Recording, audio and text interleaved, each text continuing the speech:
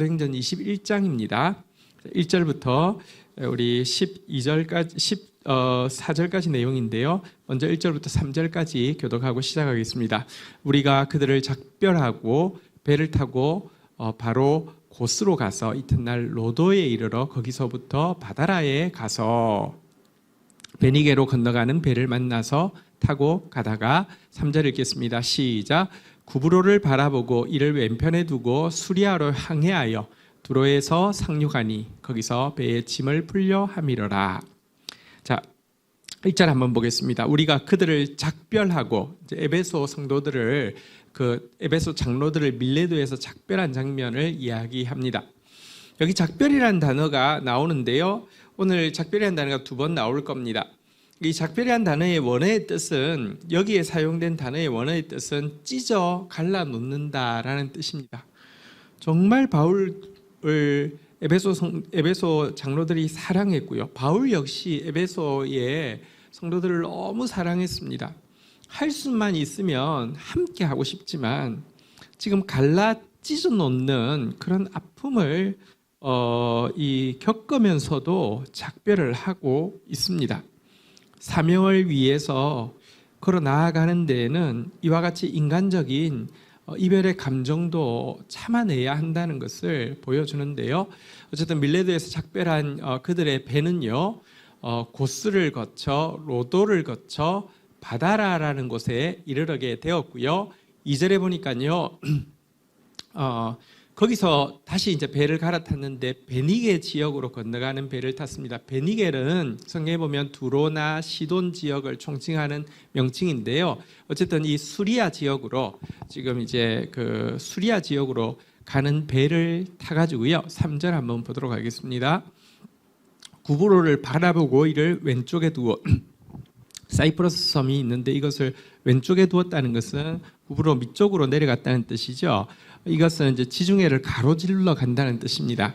이게 무슨 뜻이냐고 하면 보통 그때만 해도 배들이요 폭풍이 이제 일 때 좀 취약했기 때문에 섬을 끼고 가는 경우가 많았습니다. 섬을 끼고 그러면 조금 더 안전하겠죠. 폭풍이 오고 할 때에도 조금 더 안전하겠죠.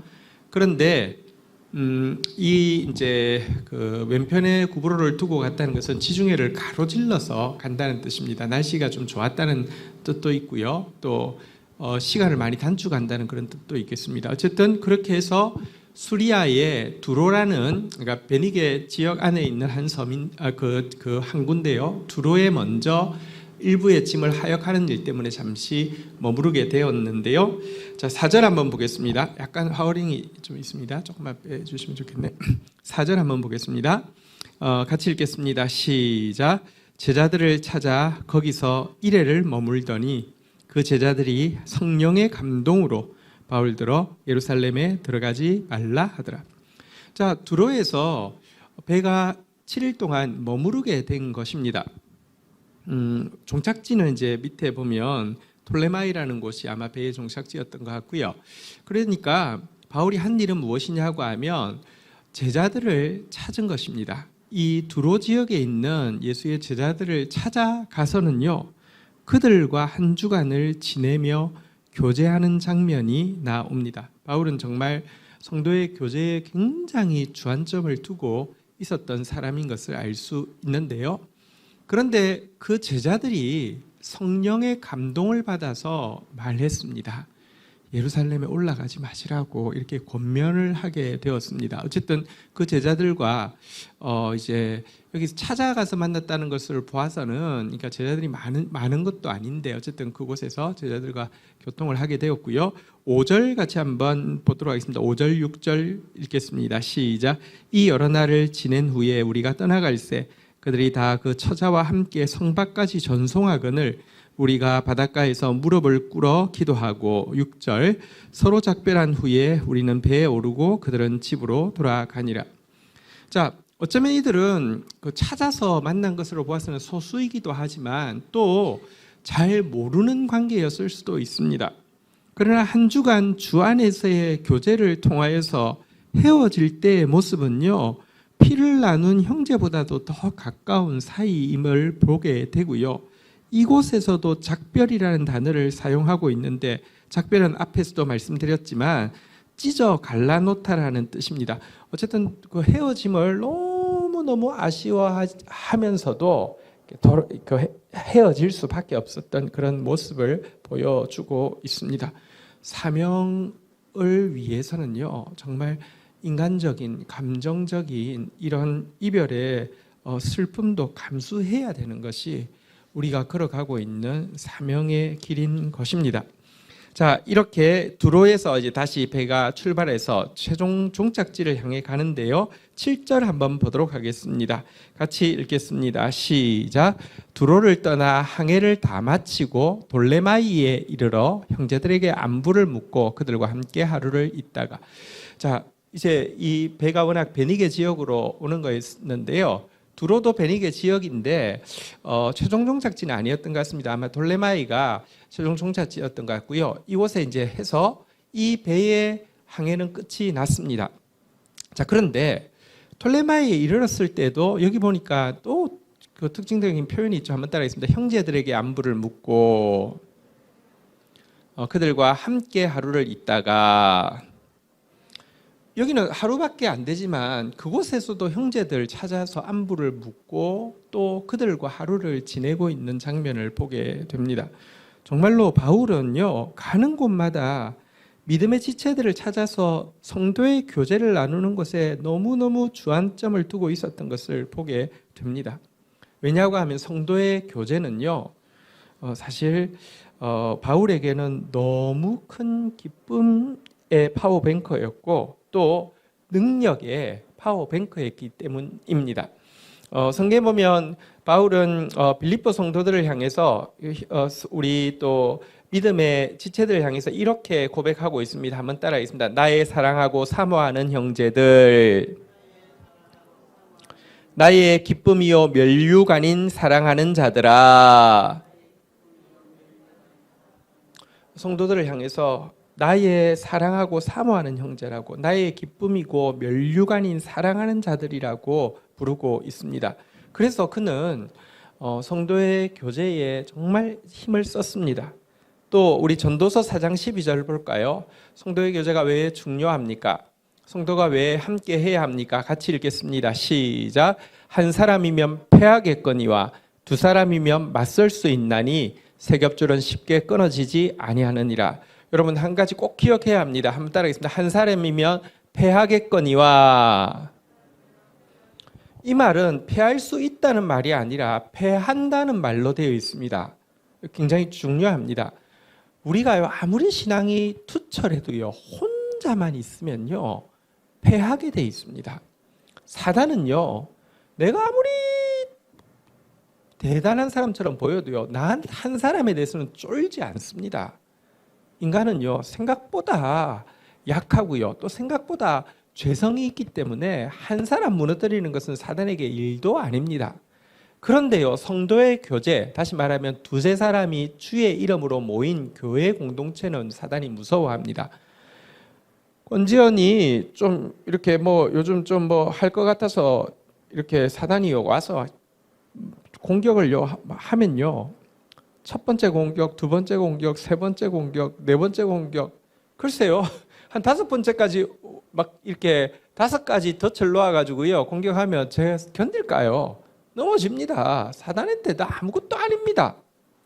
그래서 권진영이 죽였다고 생각하고 좋아서 웃고 있는데 뒷골이 막 땡기고 기분이 나빠요. 뒤를 또 돌아보니까요, 여러분, 두세 사람이 다음 세대 교회가 기도하고 있으면요, 그 영향력이요, 이렇게 쓰러진 거 보고 와 가고 있는데 뒷골이 땡겨서 보니까요, 기도의 영향력이 흘려서 죽었던 내가 다시 살아납니다.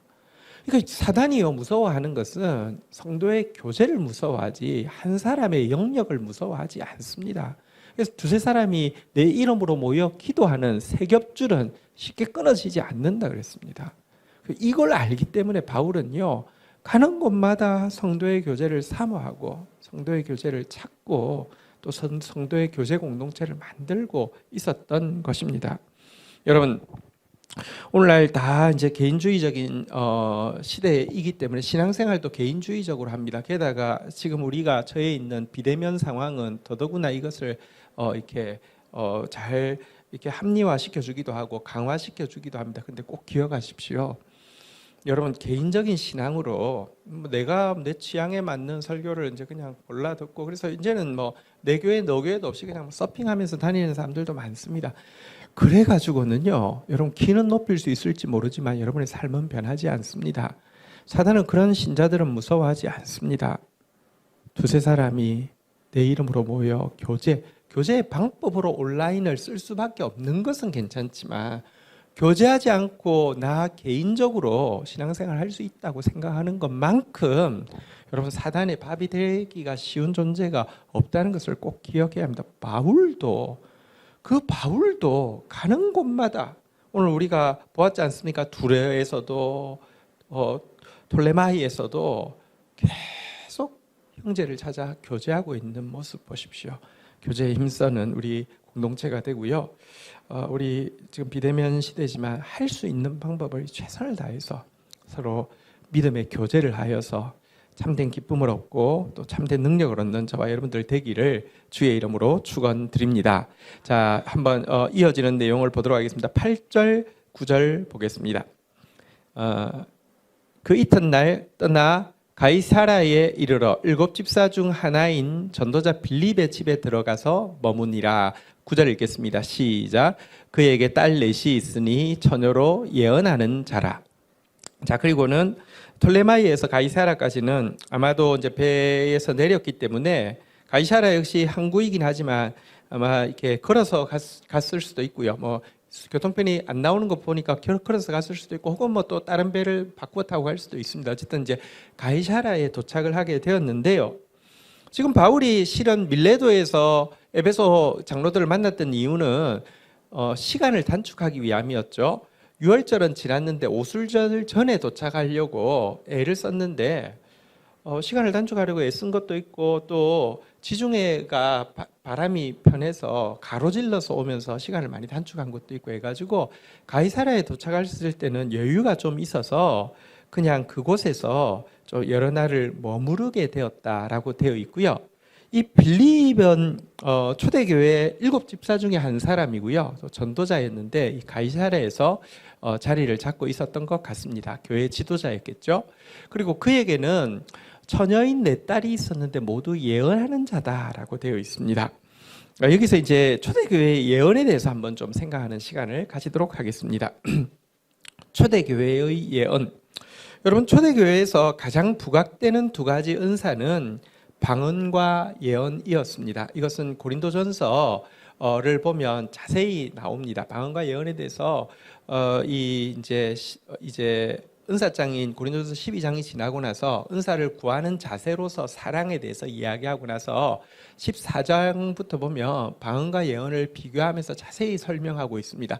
초대교회에서 제일 부각되어지고 제일 잘 드러나는 은사는 방언과 예언이었습니다. 그리고 바울은 이 둘 중에서도 특별히 예언을 더 사모하라고 이야기하고 있는데요. 초대교회에서 방언과 예언이 무엇이었는지 대조하면서도 분명하게 간단하게 요약할 수 있는 내용이 고린도전서 14장 1절부터의 내용입니다. 한번 좀 보도록 하겠습니다. 사랑을 추구하며 신령한 것들을 사모하되 특별히 예언을 하려고 하라. 고린도전서 13장을 사랑장이라고 하잖아요. 갑자기 은사 이야기하다가 사랑이 나온 이유는 사랑이 제일 큰 은사여서가 아니라 은사를 구할 때 사랑의 자세로 구하라. 사랑 없이 구하는 것은 아무것도 아니다라고는 이야기를 하려고 하는 것이었습니다. 그래서 13장을 요약한 내용이 한번 따라하겠습니다. 사랑을 추구하며, 이게 이제 13장의 요약이죠. 그리고 이제 은사를 구하는데 특별히 예언을 하려고 하라라고 이야기하면서 자, 방언과 예언을 아주 간단하게 대조하면서 선명하게 보여주는 내용이 이어집니다. 2절 한번 보도록 하겠습니다. 읽겠습니다. 시작. 방언을 말하는 자는 사람에게 하지 아니하고 하나님에게 하나니 이는 알아듣는 자가 없고 영어로 비밀을 말함이라. 자, 여기 보면 방언에 대해 소개하고 있는데 방언은 누구한테 말하는 거라고요? 하나님에게 말하는 것이고 그 방언의 내용은 무엇이라고요? 영으로 비밀을 말하는 것이다. 이렇게 되어 있습니다. 여기서 비밀이란 무슨 다른 게 아니라 깊은 진리를 이야기합니다. 성경에서는 이제 하나님의 종들을 하나님의 비밀을 맡은 자로 여겨야 한다라고 했는데, 이 말은 무슨 뭐 비밀스러운 밀교나 이 이단들이 이야기하는 막 무슨 자기들만의 독특한 비밀을 깨달았다는 것이 아니라, 이 비밀이 바로 성경이라고 이야기하거든요. 그러니까 이 진리, 참 진리, 깊은 진리를 비밀이라고 하는데, 그러니까 방언은 무엇이냐고 하면 하나님을 향해서 깊은 진리를, 참 진리를 내 영이 고백하는 게 방언이다. 이렇게 요약을 해놨습니다. 13절에 보면은 그럼 예언은 무엇입니까? 자, 예언하는 자는 사람에게 말하여 덕을 세우며 권면하며 위로하는 것이요. 자, 여기 보니까 예언은 누구한테 하는 거라고요? 사람에게. 방언은 누구한테 하는 거라고요? 하나님에게. 그리고 사실은 대상만 다를 뿐이지 예언도 내용은 무엇이냐고 하면요,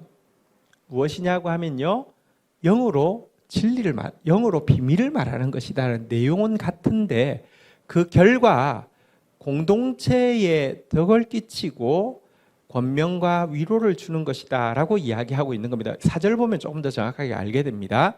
자, 한번 보십시오. 방언은 누구한테 유익을 끼치느냐? 자, 방언을 말하는 자는 누구에게 덕을 세운다고요? 자, 예언을 말하는 자는 누구에게 덕을 세운다고요? 공동체, 교회에게 덕을 세우고. 그죠? 이렇게 돼 있죠? 그러면 요약을 하겠습니다. 방언은 누구한테 말하는 거라고요? 하나님. 예언은 누구한테 말하는 거라고요? 사람. 자, 방언은 누구한테 유익을 끼치는 거라고요? 자기. 예언은 누구한테 유익을 끼치는 거라고요? 교회에. 그리고 그런데 이 두 개에는 차이가 있는데, 방언과 예언의 내용은 무엇이라고요? 영으로 비밀을 말하는 것이다. 이렇게 지금 대조를 하고 있는 것입니다. 그래서 5절에 보니까요, 너희가 다 방언 말하기를 원하지만 특별히 예언하기를 원하노라. 만일 방언을 말하는 자가 통역하여 교회의 덕을 세우지 아니하면 예언하는 자마다 못하니라 라고 이야기하면서, 사실은 그런데 회중에서 보면은 개인의 덕을 위해서 하나님께 말하는, 알아듣지 못하는 말보다 공동체의 덕을 위해서 사람에게 말하는, 알아들을 수 있는 형태로 나타나는 영으로 비밀을 말하는 예언이 더 중요하니 그것을 더 사모하라. 이렇게 설명하는 것을 알 수 있습니다. 그러니까 초대교회는 예언을 굉장히 많이 강조했는데, 이 예언이 무엇이냐고 하면 공동체를 향해서 하나님의 성령이 깊은 진리를 그들이 알아들을 수 있는 말로 전달해 주는 것을 예언이라고 했습니다. 그리고 이와 같은 예언의, 초대교회의 내용을 보면요, 이와 같은 예언의 대표적인 형태와 지배적인 형태는 무엇이었을까요? 그것은 말씀 선포였습니다. 말씀 선포가 예언이었습니다. 한번 생각해 보십시오. 몇 주 전에 제가 이제 설교를 했는데요. 당신의 기도는 너무 작습니다. 이런 설교를 했는데, 그쯤에 이제 제가 셀 신방이 있어서 이제 셀 신방, 그러니까 셀에 이제 모임에 참석했잖아요. 근데 여러분을 통해서 이게 이런 말을 했어요. 목사님이 내 일기장을 뒤져보시고 이번 주 설교를 했나 보다. 혹은 목사님이 우리 부부가 대화하는 내용을 다 듣고 있다가 설교했나 보다. 이렇게 이야기하는 분들이 여러분이 있는 것을 보았습니다. 이게 무엇이냐고 하면 성령은 교통하시잖아요.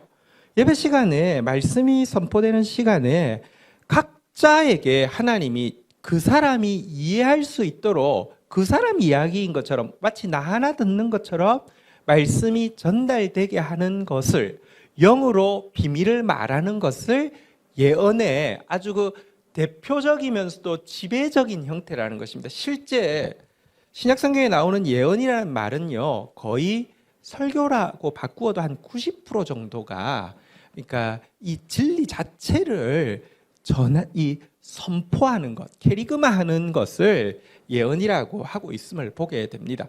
그리고 이렇게 지배적인 부분이 아니라 조금 이제 부수적인 부분으로 보면 한 10% 정도는, 그래서 개인에게 구체적으로, 그렇다고 여기서 말하는 뭐 비밀이, 다시 이야기합니다, 깊은 진리이지 뭔가 무슨 이 땅 사면 뭐 이렇게 저기 오를 것이고 이 대학에 넣으면 입학할 것이고 뭐 이것은 예언이 아니라 그건 점치는 것입니다. 그것은 하나님의 이름으로 해도 그건 전부 다 우상 숭배입니다. 그건 절대 하나님 나라를 위해서 개인에게 구체적인 인디케이션을 주는 경우도 나와 있습니다. 그것은 한 10%이고요. 대부분 신약 성경에서 예언이라고 하는 것은 영으로 이 깊은 진리가 각자가 알아들을 수 있도록 교회 가운데 캐리그마의 말씀 사역을 통하여서 선포되어지는 것을 이야기합니다. 그래서 여러분 교회는 주일에 말씀 사역을 위해서 간절히 기도해야 합니다. 다시 이야기합니다. 설교 사역은요, 설교자에게 달려 있는 것보다 회중에게 더 많이 달려 있습니다. 회중이 얼마나 사모하고 회중이 얼마나 말씀을 간절히 원하느냐가 하나님께서 마른 막대기 같은 목자를 통하여서라도요 전달할 말씀을 하게 하는 원동력이 되는 것입니다. 물론 말씀 사역자도 중요하죠. 자신을 위해서 양을 위해서 삼가면서 하나님 말씀을 받고 그것을 그냥 깽가리처럼 전하지 않고 정말 깊이 울림 있게 전하려고 하면 내가 또 살아내야 하니까 중요한 건 맞지만 그만큼이나 공동체가 말씀의 예언을 사모하는 마음으로 기도해야지 이것이 바르게 임하는 것입니다. 자, 이처럼 이제 예언에 대해서 초대교회가 이렇게 강조하고 있었고 그 빌립의 내 딸도 예언하는 처녀라 이렇게 돼 있는데 이게 다시 이야기합니다. 무슨 점집 차려놓고 이렇게 첫째 딸은 저기 대학 전공 어느 대학 갈 건지 물어보려면 이쪽이고 둘째 딸은 부동산 전공 뭐 셋째 딸은 뭐 이제 저기 그 취업 전공 넷째 딸은 뭐 이렇게 저기 뭐 결혼 전공 뭐 그런 이야기가 아닌 것을 좀 기억을 하셔야 되겠습니다. 자, 그런데 이 집에 가 있을 때에 자 어떤 일이 일어났느냐? 제가 아까 전에 예언의 90% 말고 한 10% 정도 구체적으로 그 사람에게 하나님의 뜻을 전하는 이런 것이 있을 수 있다고 했는데요. 그 형태가 나옵니다. 10절, 11절 한번 볼까요? 여러 날 머물러 있더니 아가보라 하는 한 선지자가 유대로부터 내려와 11절 읽도록 하겠습니다. 시작. 우리에게 와서 바울의 띠를 가져다가 자기 수족을 잡아매고 말하기를 성령이 말씀하시되 예루살렘에서 유대인들이 이같이 이 띠 임자를 결박하여 이방인의 손에 넘겨주리라 하거늘. 이 예언은 이거 예언 맞습니다. 이것이 예언이 맞다는 것은 앞에서도 계속 나왔던 우리 두로에서도 그랬잖아요. 예루살렘에 올라가지 말라고 성령이 감동하셨잖아요. 그죠? 같은 두세 증인이 있다는 점에서 확인할 수 있고요. 실질적으로 예루살렘에서 이와 같은 일이 있었기 때문에 맞은 것을 알 수 있는데요. 예언이 맞습니다. 이 예언의 내용은 바울의 띠를 가져다가 자기 수족을 잡아매고는 성령께서 말씀하시기를 이 띠 주인이 예루살렘에 올라가면 유대인들에게 결박당해서 이방인 손에 넘겨질 것이다 라고 이야기를 한 것입니다. 구체적인 성령의 이제 그 감동으로 예언을 한 것이죠. 이렇게 일치된 예언이 두 번이나 나오자 그 앞에서도 바울이 사실은 이 우리 밀레네에서 우리 그 에베소의 장로들을 만날 때도 여러 곳에서 이미 내가 예루살렘에 올라가면 많은 환란이 기다리고 있다고 말씀하셨다라고 이야기한 것을 봐서 여러 번 이와 같은 동일한 성령의 그 이제 인디케이션이 있었음을 알게 됩니다. 자, 이렇게 되자 좀 심각하게 느껴졌습니다. 12절 한번 보도록 하겠습니다. 12절 같이 읽겠습니다. 시작. 우리가 그 말을 듣고 그곳 사람들과 더불어 바울에게 예루살렘으로 올라가지 말라 권하니. 자, 여기 우리가라는 이제 그 부류가 나오는데 여기 말하는 우리는 누구일까요? 바울의 일행이겠죠. 바울의 일행은 지금 누가 있습니까? 위 앞에 내용을 기억하시려면은 이제 전도 여행에서 모여진 복음을 헌금을 전달하기 위해서 각 교회 대표자들이 한 6, 7명이 함께 했던 것을 알 것입니다. 그들도 포함하고요. 그들뿐 아니라 사실은 바울의 전도팀, 이렇게 함께 바울과 항상 함께하는 전도팀도 포함할 텐데요. 특별히 여기 우리의 가장 중요한 인물은 누구냐고 하면, 여러분 사도행전은 누가 기록했습니까? 답은 제가 말했습니다. 누가 기록했죠? 네, 누가 기록했죠?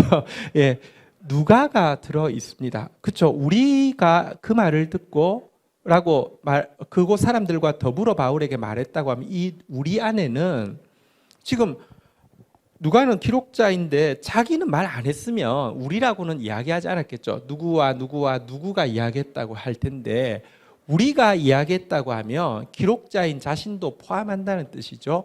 누가도 나서서 바울 형제, 바울 선생님 예루살렘에 이번에는 올라가는 게 아닌 것 같습니다. 이번 여행은 이렇게 접고 우리 4차 전도 여행 준비해서 전도하시죠. 이렇게 권면을 했다는 것을 알 수 있습니다. 자, 여러분, 이 바울을 향한 누가를 비롯한 일행들의 권면은 잘하는 권면일까요? 못하는 권면일까요? 맞는 권면일까요? 틀린 권면일까요? 여러분, 이것은 맞는 권면인 면이 많습니다. 왜냐하면 성령이 일치되게 이야기했으니까요. 또 잘하는 권면인 잘한 권면일 수도 있습니다. 여러분, 사실 바울이 자기 민족을 향한 열정 때문에 내려갔지만 그곳에서 전도 한 번도 못 하고요. 말하려고 하는데 소동한 상태에서, 그래도 다행히 로마 군대가 이 로마 시민권자라니까 보호하기 위해서 이렇게 위로 날라가지고 해가지고는, 여러분, 계속 가이사랴에서 감옥에서요, 그냥 좀 이렇게 사적인 감옥에서 2년, 3년을 그냥 할 일 없이 베스도와 벨릭스가 뇌물이나 좀 받을까 해서 불러냈다가 또 돌려보내고 불러냈다가 돌려보내고 하면서 상당히 많은 시간을 허송했지, 유대인에게 전도한 것 아닙니다. 한마디도 못하고, 예루살렘 가서 단 한마디도 못하고 이렇게 되었습니다. 이 말을 보아서는 이들의 권면이 정말 맞았고 적절한 것이었다고 할 수 있습니다. 자, 그런데요, 이 같은 권면 앞에서 13절의 내용을 한번 보도록 하겠습니다. 읽겠습니다. 13절 시작. 바울이 대답하되 여러분이 어찌하여 울어 내 마음을 상하게 하느냐? 나는 주 예수의 이름을 위하여 결박당할 뿐 아니라 예루살렘에서 죽을 것도 각오하였노라 하니. 자, 그런데 바울이 이 누가를 비롯한 일행들의 간절한 만류에 무엇이라고 이야기합니까? 여러분이 어찌하여 울어 내 마음을 상하게 하느냐? 자, 그러면 누구도 울었을까요? 누가도 울었겠죠. 예, 근데 누가도 막 울면서 만류한 거에 대해서 역정을 부리면서 왜 막 울어서 내 마음을 상하게 하느냐? 어쩌면 다른 사람들은 대표단으로 첨가했다고 하면 누가는요, 사실은 주치의고 한순간도 안 떨어졌거든요.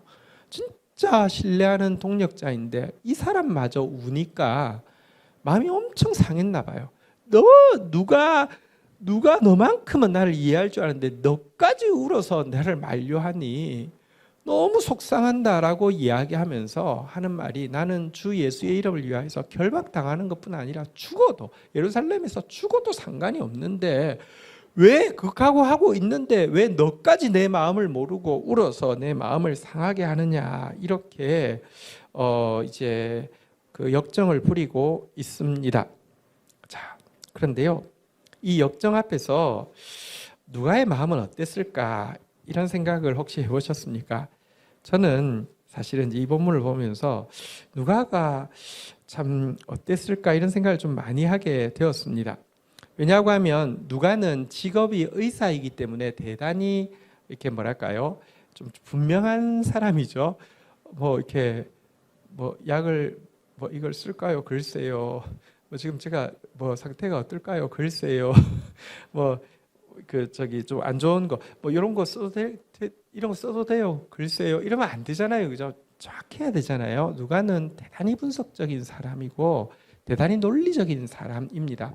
그러니 성경이 여러 권이 있지만 누가복음하고 사도행전처럼 정말 정교하게 쓰여진 책이 없습니다. 아까 보셨죠? 여행하는데 코스가요. 눈에 그리듯이 지도를 아는 사람은요. 이게 특별히 유럽 사람들은 이거 보면요. 다 눈으로 그리듯이 다 볼 수 있는 것입니다. 굉장히 정확하게 쓰는 사람입니다. 아주 정확하고 분석적이고 논리적인 사람. 이 사람이 그렇다고 해서 논리적이라고 해서 항상 반대하고 비판하고 이런 게 아니라 그냥 그림자처럼 항상 함께하는 사람이 딱 한 번 바울에게 반대를 표현한 게 여기 본문밖에 없는 것이죠. 아닙니다. 선생님 이번에 올라가시면 안 됩니다. 이렇게 반대를 표현한 것이죠. 게다가 눈물까지 흘렸습니다. 여러분 논리적인 사람은 잘 울까요? 울지 않을까요? 절대 안 웁니다. 저는 이렇게 뭐랄까요? 좀 논리적인 사람입니다. 되게 분석적인 사람입니다. 그래서 잘 안 웁니다. 그러니까 웬만하면 잘 안 웁니다. 그런 사람이 울었다는 것은요, 정말 간절한 뭐랄까요? 이제 간절함의 표현이고 또 정말 확신에 찬 표현이라고 할 수 있겠죠. 이렇게 울었는데 바울이 역정을 냈어요. 이때 누가의 마음은 어땠을까요? 여러분 아주 논리적인 사람이 전혀 논리적이지 않은 눈물까지 흘리면서 만류했는데 상대가 자기 말을 크게 듣고 글쎄 누가 형제까지 그러니 같이 한번 기도해 봅시다가 아니라 막 역정을 내면서 나는 죽을 각오 됐는데 당신마저 이럴 줄 몰랐다고 막 화를 내니까 여러분 글은 이렇게 돼 있지만 그 상황은 이렇게 그냥 결박 각오하였노라 이렇게 하고 끝나지는 않았을 거 아니에요. 굉장히 좀 그게 있었을 거 아니에요. 바울과 바나바 싸울 때처럼 굉장히 격했을 거 아니에요. 그랬을 때 누가는 어떤 마음이 들었을까요? 논리적인 사람이 이렇게까지 부탁했는데 이것을 이런지하에 거절하면서 역정을 부리는 바울의 모습은 굉장히 그에게 상처로 다가왔을 확률이 높습니다. 확신에 차지 않으면 말하지 않는데 확신에 차서 사랑으로 말했는데 이런지하에 거절할 때에 굉장히 마음이 싸늘해질 수 있었을 것입니다. 그리고 가까이 있었으니까 바울을 가장 잘 알잖아요. 누가는 이렇게 이야기했을 수 있습니다. 저 성질머리니 스데반 집사님을 돌에 쳐 죽였지. 여기 지금 누구 집이에요? 빌립 집 아니에요? 빌립은 7 집사 중에 하나지 않습니까? 7 집사 중에 나머지 또 하나였던 이 스데반을 돌로 쳐 죽이는 그 독한 성질, 예수 믿어도 그 성질머리는 그대로 있구나. 그러니 지금 3차 전도 여행쯤 되면요, 점점 바울도 바나바한테 자기가 얼마나 잘못한지에 대해서 좀 인식을 하고 있을 때입니다. 그런데 이런 성질머리니 이 바나바 선생 같은 그런 성자에게까지 이렇게 싸움을 걸어서 이렇게 이 찢어지는 이런 일이 있었지, 이런 생각을 하면서 나는 의사지 않습니까? 어디 가도 하나님을 위해서 보람있게 일 못하겠습니까? 지금이라도 그냥 확 이 관계 그만둬버리고 나가는 게 바울도 정신 차리고 나도 의미 있게 사역하는 길이지 않을까, 이런 생각 할 수 있잖아요. 제가 너무 과장된다고 생각합니까? 저는 그 상황 속에서 누가는 얼마든지 그런 생각을 할 수 있었다고 생각합니다. 그런데요, 누가가 정말 대단한 고백을 하나 하고 있습니다. 14절에 보면 우리의 고백이 나오는데요, 한번 보도록 하겠습니다. 마지막 절입니다. 같이 읽도록 하겠습니다. 시작. 그가 고난을 받지 아니하므로 우리가 주의 뜻대로 이루어지이다 하고 그쳤노라. 여러분 여기 우리에는 누가 들어간다고요? 누가가 들어가죠. 기록자니까. 누가가 뭐라고 했다고요? 한번 따라하겠습니다. 주의 뜻대로 이루어지이다. 그러고 나서 어땠다고요? 뒤에 가서 궁시렁궁시렁 거리거나 아니면 주의 뜻대로 이루어지리다 하고 잘 있으세요 하고 떠나간 게 아니라 그 말로 그치고는요 더 이상 말하지 않았습니다. 여기 굉장히 중요한 이야기입니다. 다시 이야기합니다. 객관적으로 보면 누가의 말이 맞았습니다. 누가의 권면이 적절했습니다. 바울이 지나쳤습니다. 올라가서 예루살렘에 그 복음 전하러 갔다가 한마디도 못하고 그 후에 그 금 같은 시간 2, 3년을 허송세월 하듯이 가이사랴에 갇혀 있었습니다. 그렇지만 여러분 자기 말이 맞았다고 해서 다른 사람이 틀린 게 아니라는 것을 좀 아실 필요가 있습니다. 무슨 말이냐고 하면 바울이 지금 이 결정이 지혜롭지 못한 결정일 수는 있지만 잘못된 결정이냐 그건 아닙니다. 여러분 하나님은요 그가 정직한 마음으로 한 결정이라고 하면 비록 부족한 결정이라 할지라도 하나님은 그것까지 이용해서 합력해서 선을 이루실 수 있는 분임을 알아야 합니다. 내가 맞으면 다른 사람이 틀린 게 아닙니다. 여러분 우리의 신앙생활이란 우리하고 비교할 수 없이 크신 하나님께 초점을 맞추는 것인데요. 여러분 내가 맞다고 상대방이 틀린 게 아니라는 것은요. 그가 하나님 앞에서 정직한 마음으로 행한 것이라고 하면 하나님은 부족하다 할지라도 그의 결정을 통해서라도 그의 믿음을 통해서라도 합력해서 더 좋은 일을 이루실 수 있는 분임을 믿어야 한다는 것입니다. 신앙생활 할 때 굉장히 중요한 게 자기 부인과 하나님에 대한 신뢰인데요. 내가 맞아도 여러분 내가 100% 맞는 게 아닙니다. 근데 하나님은요, 여러분, 내가 상상할 수 없이 크신 분이십니다. 그래서 계속 하나님 앞에서 내가 고백해야 되는 게 무엇이라고요? 한번 따라하겠습니다. 나는 틀렸고, 하나님만 맞습니다. 무슨 말이냐고 하면요, 내가 부분적으로 맞을 수 있어요. 근데 부분적으로 맞아도 틀렸다니까요. 코끼리를 바늘로 본 이야기를 제가 너무 많이 하지 않습니까? 바늘구멍을 통해서 코끼리를 봤는데 발톱만 본 사람은 코끼리는 이렇게 돌덩어리야. 코끼리는 돌덩어리로 돼 있어. 이렇게 이야기하는데 거짓말 아니고 과장 아니지만 전체적으로 보면 코끼리가 돌덩어리입니까? 꼬리만 본 사람은 코끼리는 털복숭이야. 이렇게 이야기하지만 털복숭이입니까? 상아만 본 사람은 코끼리는 하얀색이야. 하얀색입니까? 아니잖아요. 그가 거짓말한 것도 아니고 잘못 본 것도 아니지만 그게 다가 아니란 말입니다. 하나님의 세계는요 너무 큽니다. 합력해서 선을 이룰 수 있는 분입니다. 그래서 절대 내가 맞다고 상대방이 틀린 게 아니고요. 그리고 내 맞는 거 그게 뭐가 그렇게 중요합니까? 끝까지 내가 맞는 것만 중요한 거, 이게 바로 선악과의 열매입니다. 시시비비 계속 따지고 누가 잘못했고 누가 가해자고 누가 피해자고. 우리는 절대 여러분 일방적인 가해자도 일방적인 피해자도 없습니다. 100% 맞는 사람도 없고 100% 주 안에 있다고 하면 100% 틀리지도 않습니다. 근데요 자꾸 그것만 중요합니다. 그것만 내세웁니다. 누가는 그렇게 하지 않았습니다. 훨씬 더 높은 것이 있다니까요. 다시 따라하겠습니다. 주의 뜻대로 이루어지이다. 그리고는 그쳤습니다. 그치고 나서도요 꿍해 있는 게 아니라 끝까지 변함없는 동력자로 한순간도 떠나지 않고 바울 곁에 있었습니다. 이게 정말 제자도입니다. 자기 마음 맞을 때 잘하는 거 누구 못합니까? 자기 마음에 안 맞고 혹은 자기 판단에 틀렸다고 생각할지라도 그보다 더 높으신 주의 뜻을 신뢰하면서 함께 할 수 있는 것, 이것이 진짜 제자인 것입니다. 그리고 누가가 사역자가 되고 나서는 바울을 한순간도 떠난 적이 없는데 한순간 떠난 적이 있습니다. 언제인지 아십니까? 딱 유일한 경우가 있습니다. 언제인지 아십니까? 그게 가이사랴 감옥에 갇혀 있을 때입니다. 주치인데 여기는 감옥이라고 해서 감옥이 아닙니다. 총독 직속의 어떤 그것이기 때문에 감옥이라기보다는 그냥 가택이 연금 수준이었고요.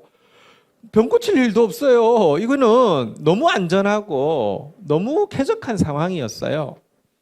할 일 없이 계속 가끔씩 불러내가지고 이제 뭐 이바구라 좀 하다가 넣고 자꾸 뭐 이런 상황이니까 바울도 이렇게 이 누가에게 휴가를 주는 거죠. 그러니까 그냥 여기는 할 일이 하나도 없으니까 고향에 갔다 오라고 했는데 그때 누가가 뭐 했습니까? 예루살렘으로 와서 예수님이 이 세상에 계실 때 하신 일을 하나부터 열까지 다 증인들을 만나서 기록을 하고 채집을 하고 해서 만든 책이 누가복음이고요.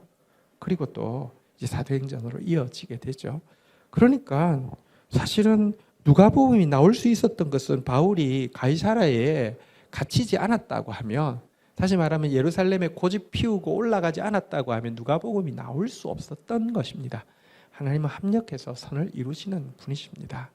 그래서 우리의 신앙도 더 크신 하나님의 뜻을 고백하면서 내 생각을, 내 고집과 주장을 그칠 수 있는 진정한 자기 부인과 하나님을 신뢰할 수 있는 모습이 있기를 주의 이름으로 축복합니다.